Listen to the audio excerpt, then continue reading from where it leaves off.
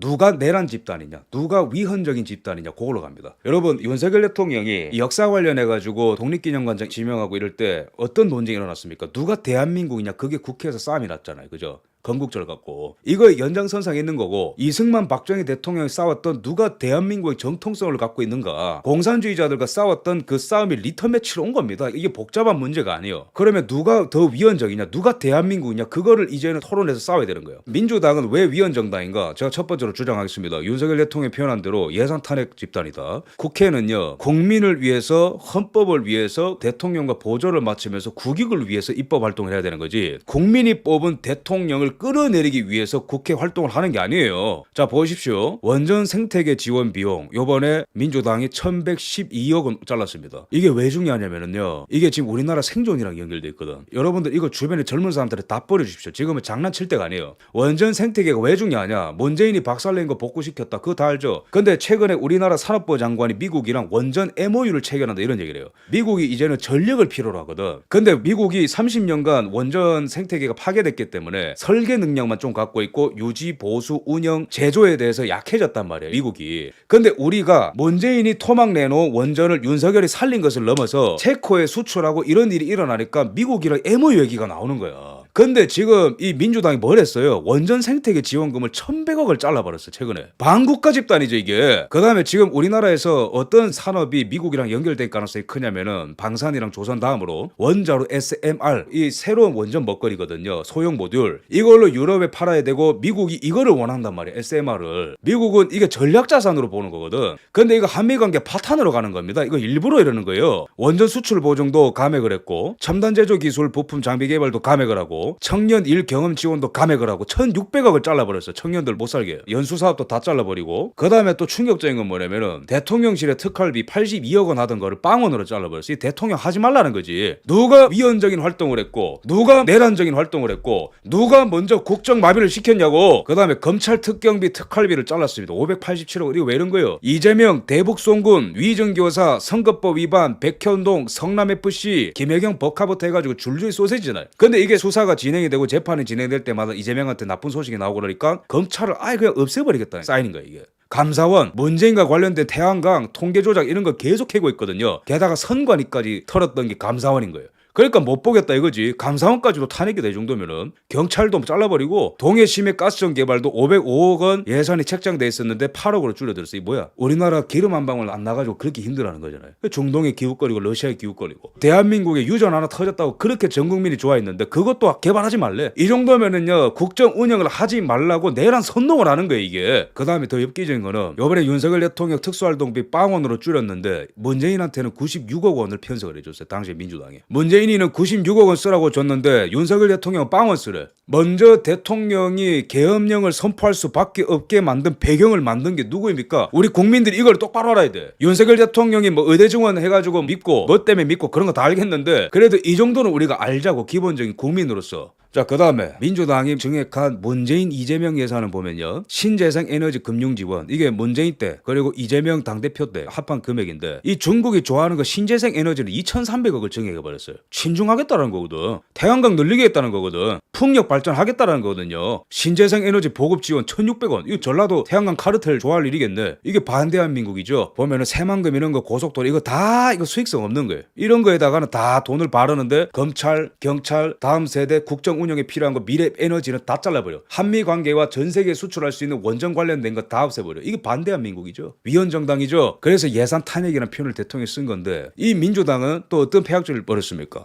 검사를 4만 번을 시켰어요. 후쿠시마 괴담 때문에, 민주당 때문에 1조 5천억을 헛돈을 쓰는 거예요. 돈을 벌기 위한 활동을 하나도 안 하면서 괴담을 퍼뜨려가지고 1조 5천억을 쓰게 만들었다고. 국가 경영을 마비시켜 온 거예요. 이재명이 당시에 선동을 했었고. 이래놓고 하는 또 폐악질이 뭐냐, 윤석열 대통령이 어제 왜 이렇게 화가 난지 이해가 되는 거예요. 국회의원의 내년 연봉이 1억 6천만 원, 예산 줄 삭감하더니 본인들 월급을 쑥 올렸다. 저는 이제 다시 한번 말하지만은 계엄령 찬성합니다. 이게 어제자 기사거든요. 뭐냐면은 윤석열 대통령 예산을 다 잘라. 미래 먹거리 나 그런 거 모르겠고 한미 관계는 모르겠고 원전 어떻게 될지 난 모르겠고 우리 호남 좋은 신재생 에너지 다 정액하고 윤석열이 너는 죽어라. 대한민국 다음 세대 다 죽어라. 근데 우리 연봉은 1억 6천만 원 늘려야 되지롱. 이러고 앉아있는 거예요. 여러분 분노해야 됩니다. 이승만 대통령이 불의를 보고도 일어나지 않는 자들은 죽은 백성이라고 했어요. 이거 여러분 주변한테 다 말씀해 주셔야 됩니다. 민주당 왜 위헌정당인가? 다 두 번째 항목입니다. 지속적인 국정마비 시도입니다. 윤석열 대통령이 22차례 탄핵 시도했다고 하는데 민주당이 임기 시작하고 나서 뭐 사고 나면 행안부 장관 탄핵, 검사 안동환 대북송은 수사한다고 탄핵, MBC랑 자기들 나팔수 지킨다고 이동관 방통위원장 탄핵해, 이재명 수사한다고 송준석, 이점석, 이동, 임홍석, 김영철, 강백신, 박상현, 엄희준 이재명 수사하는 이유만으로 다 탄핵을 하는 거예요. 방통위원장 또 탄핵이에요. 탄핵 중독인 거예요. 근데 이게 왜 심각한 일이냐면은 이게 보면은 18건으로 집계돼 있습니다. 과거 기사기 때문에 여기 4건을 더 더해야 되는 거예요. 최근에 검사 3명에 감사원장 1명까지 합하면은 그러면은 22명을 총 탄핵 시도를 한 건데 민주당이 다른 정권에는 비교해 보십시오. 다른 정권에는 한두 건이거든 탄핵 시도가. 근데 보면은 윤석열 정부 때는 22건 탄핵 시도가 된 거예요. 누가 지금 내란 시도를 한 겁니까? 누가 지금 반대한민국적인 내란 시도를 한 거냐고. 비교해 보십시오. 이게 지금 나라인지 이게. 이런 인간들이 뭐만 하면 선동해가지고 뭐 몇 쪽 갉아먹고 음모론 퍼뜨리고 근데 자기들만 월급 가져가. 이거 여러분 이거 해산시켜야 되는 정당입니다 이거. 지금 우리는 이 대한민국의 역사 가운데 가장 중요한 구간으로 들어가고 있습니다. 그 다음에 윤석열 대통령이 그러면은 뭘 잘했냐? 잘한 거 맞습니다. 너무 많은데요. 제가 여기서는 중요한 내용의 줄기가 아니기 때문에 짧게 말씀드리자면은 그 윤석열 대통령은 뭐와 싸우고 있었는가? 이 자들이 윤석열 대통령의 전진을 막기 위해서 바지가랑이 잡을 때 윤석열 대통령 민노총이나 투쟁했습니다. 2년 반 동안. 숫자가 말해주는 거예요. 이것도 최근 기사인데 민노총의 조합은 40%가 이제는 우리가 막장으로 투쟁하는 게 효과적인 게 아닌 것 같다라고 고백을 하고 이래요. 2022년 기준에 민노총 조합원 숫자가 109만 명이었는데 이는 전년 대비 10% 가까이 감소한 수치다.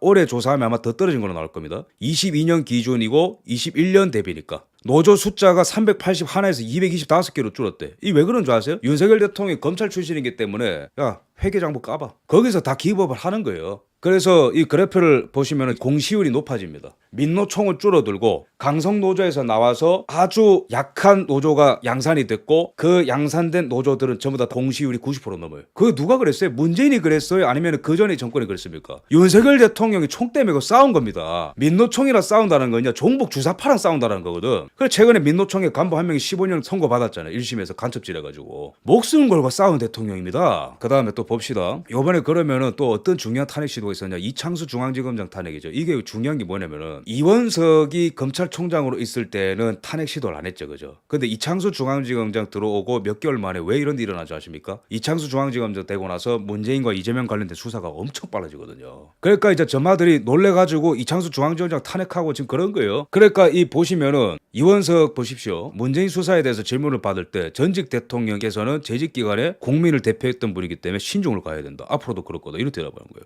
그러니까 문재인이는 대통령이었기 때문에 신중해야 된다라고 이원석이 이런 얘기를 했다고. 근데 이게 말이 안 되는 게 뭐냐면요. 이원석은 이 보시면은 박근혜 전 대통령을 직접 조사하고 구속한 사람입니다. 2017년에. 전 대통령이라서 예우한다며. 근데 현직 대통령 왜 이렇게 없는 뇌물죄도 엮어가지고 잡아놓는데? 정치검찰이에요 이 사람. 그러니까 이 사람이 2년간 검찰총장으로 있으니까 민주당이 탄핵을 안 하고 가만히 있었던 거예요. 근데 이창수 중앙지검장이 딱 들어오자마자 바로 탄핵 걸죠. 이거 놔두면은 자기들 골로 가겠다는 걸 느낀 거거든. 내러티브를 아셔야 되는 거고. 대화 내용 보면 기가 찹니다. 피의자 신문조서를 보면 이원석이가 박근혜 대통령을 막 몰아붙이는데요. 계속해서 이 삼성 이재용으로부터 뇌물을 받았다 식으로 계속 몰아가. 박근혜 대통령이 어이가 없다라고 계속 반론을 펼쳐. 나는 그런 사실 없고 돈도 안 받았다. 그러니까 이제 화가 나니까 그 더러운 돈 받겠다고 사람을 어떻게 그렇게 만듭니까? 소리 질러 박근혜 대통령이. 이렇게 악질적이고 몰아붙였던 사람이 이원석 검찰총장입니다. 뭐 전 대통령에 대한 예우 이런 소리 하고 있어요. 결국에는 뇌물죄 무죄 떴잖아. 없는 죄도 만들어서 죄인으로 집어넣던 사람이 뭐 문재인 전 대통령 뭐 예우를 갖춰린다. 그 이원석이가 사라지니까 검찰 탄핵까지 가 활동비도 다 줄이는 겁니다. 대통령도 이제는 헌재에서 한판 붙자고 시비를 거는 거라고 민주당이. 민주당 왜 위헌정당인가? 세 번째 국가안보 와해를 초래했다.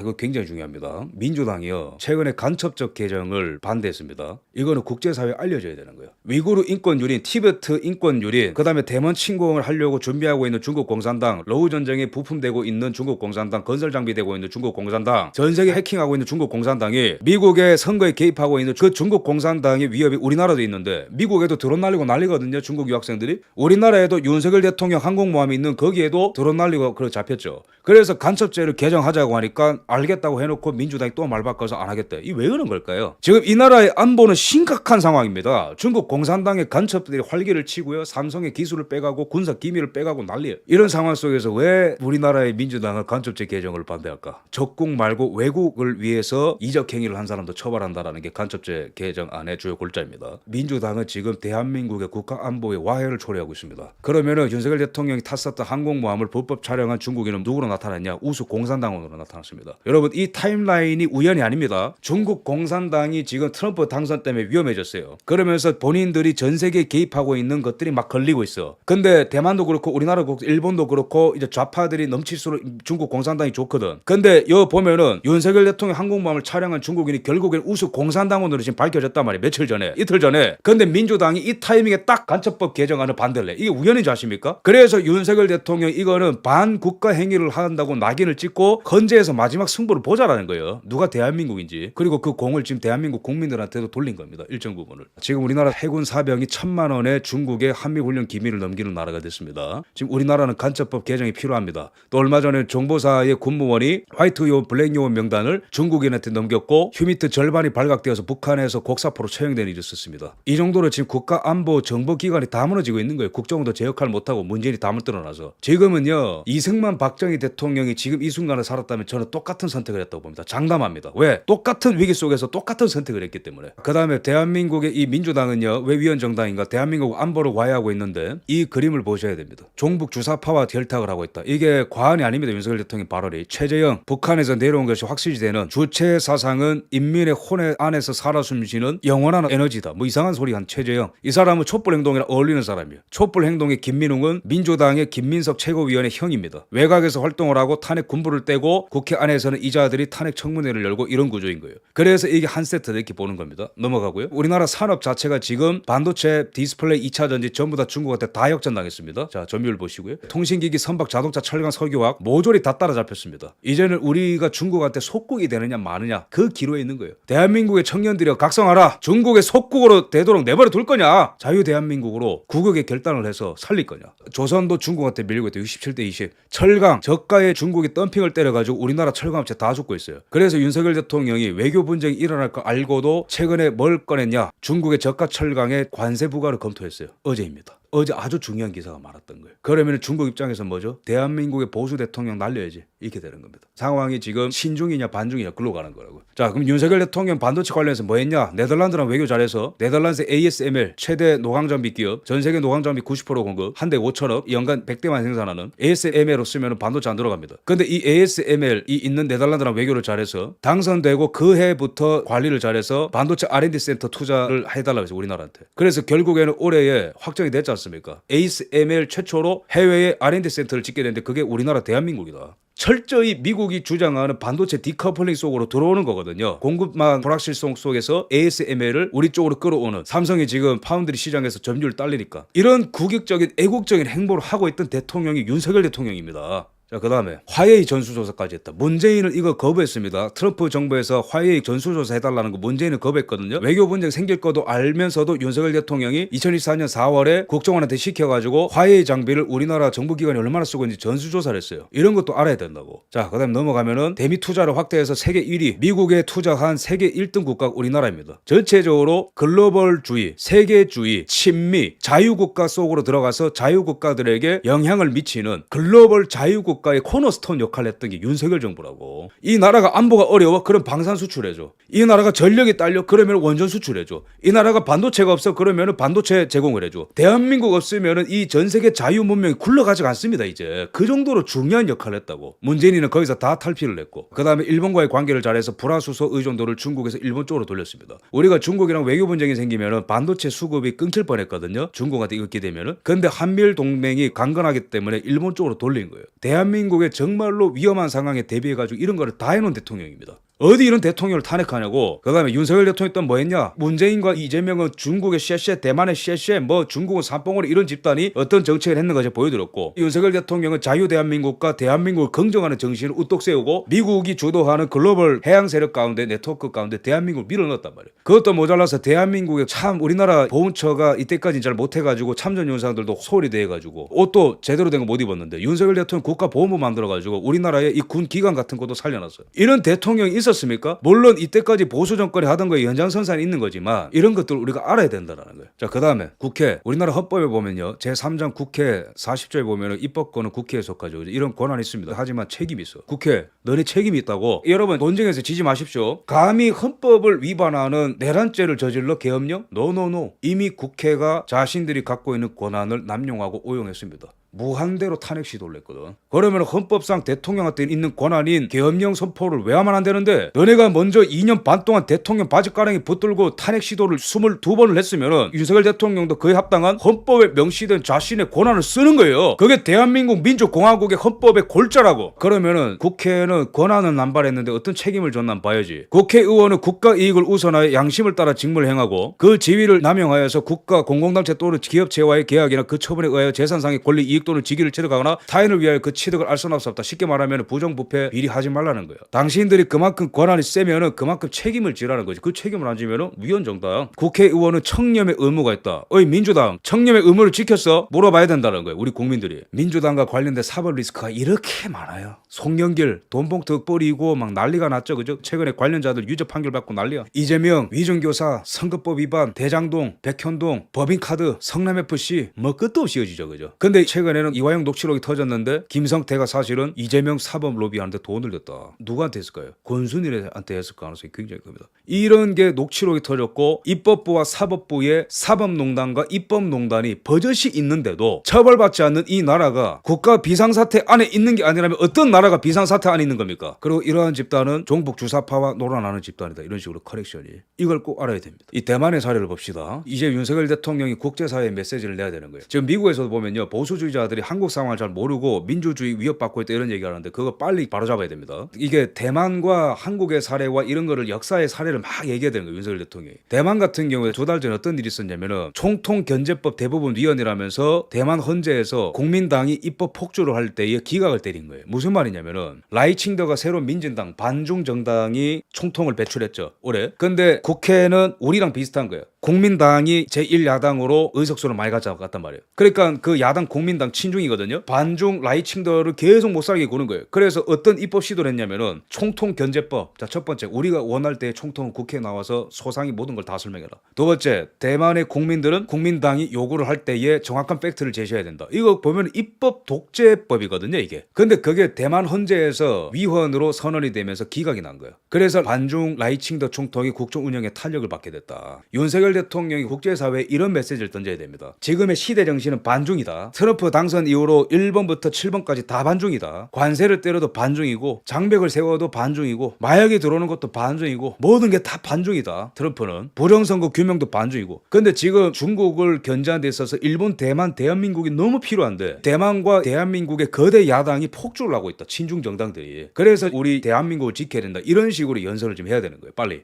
대만은 일단은 이 위기를 벗어났는데 지금 우리랑 상황이 비슷한 겁니다. 대만이 지금. 마지막입니다. 왜 한국을 지켜야 되는가? 그럼 전 세계는. 한국은 코너스톤입니다. 대한민국 없이 반도체 없고요. 글로벌 공급망 없고, 대한민국 없이 원전 시장 확대 없고, 대한민국 없이 러시아랑 중국의 원전 세계 시장 점유율을 위협할 수 있는 방안 없고, 대한민국 없이 미국의 조선업이 일어날 수 있는 방법 없고, 물론 제가 좀 과장을 섞었지만 이런 식으로 얘기를 해야 된다고. 대한민국의 도움이 없이 한미일 공존 없고, 대한민국 없이 인도태평양의 대전략은 없어지는 거예요. 대한민국의 지정학적 가치, 미국이 그리는 오키나와 괌, 대만, 필리핀을 잇는 사슬이 무너지는 거예요. 친중 국가로 떨어지는 순간부터 오키나와 괌, 대만, 필리핀, 대한민국을 잇는 사슬이 다 무너지는 겁니다. 자, 두 번째, 대러시아 전략 위협입니다. 러시아는 우크라이나 북극해 북한을 잇는 큰 프로젝트를 지금 그리고 있는데 대한민국 없이는 북한을 잡을 수가 없고 러우 전쟁 다음에는 폴란드와의 전쟁이 될 수 있습니다. 그럴 때는 대한민국의 한 축을 감당하지 못하면은 러시아 견제도 안 되는 거예요. 세 번째, 대한민국은 2023년 최대 대미 투자국입니다. 삼성, SK, 현대, 하나 등 전 분야에 걸쳐서 전 세계 시장을 선도했었던 기업들이 있는 곳이 대한민국이라고. 대한민국을 포기하면 안 된다는 거예요. 네 번째, 대한민국이 쓰러진다면은 인류 역사상 가장 악랄한 중국 공산당과 북한의 전체주의 체제에 자유문명 보루 중에 하나인 대한민국의 쓰러진 선례가 남게 되면서 세계 3차 대전으로 가는 겁니다.